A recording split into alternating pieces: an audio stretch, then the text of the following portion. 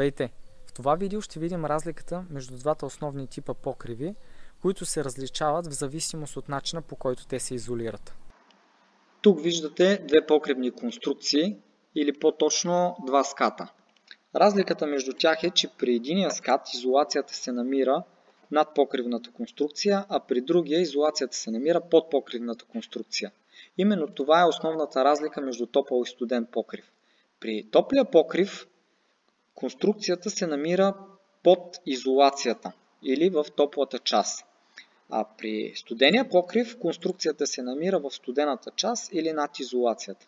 Разбира се, тук изолацията не е задължително да бъде точно под покривната конструкция.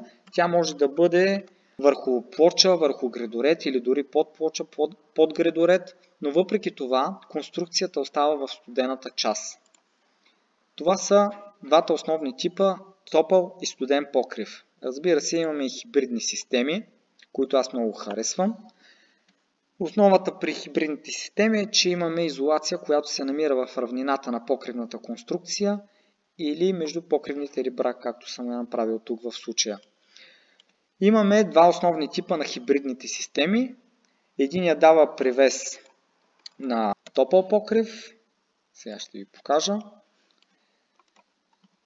Ето имаме изолация, която се намира между покривните ребра, хибридна система и изолация, която се намира върху покривните ребра, като топъл покрив. Именно това е хибридна система, която дава превес на топъл покрив.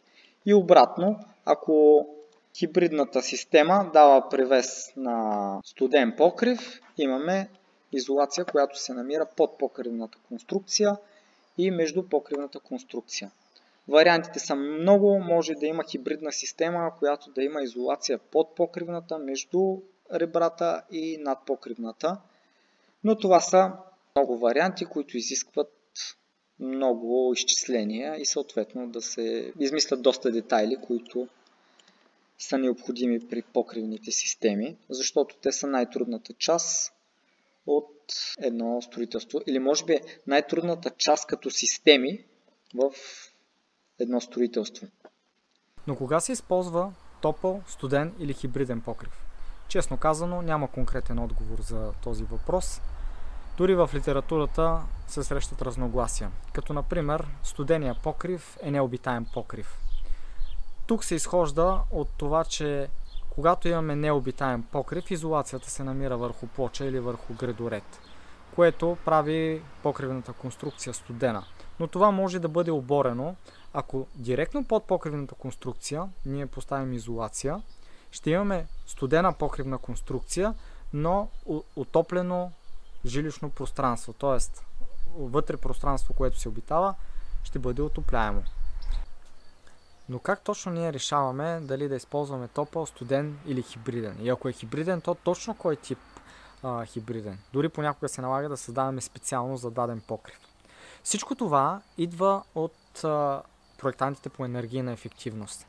Те взимат всички слоеве, които се намират на покрива, като изолации, лампери, мембрани, покривни покрития, вентилируеми отвори и така нататък. Всичко това се взима предвид, защото той изгражда една система. Тази система отделя вън от вътре, топло от студено.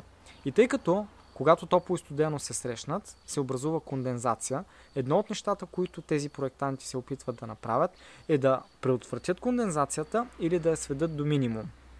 Но всичко това зависи от много фактори, като парциално налягане, влажност на въздуха в помещението, влажност на въздуха извън сградата, минимални температури, максимални температури, дали е отопляемо самото помещение вътре, за какво ще се използва и много други фактори, които трябва да се вземат предвид.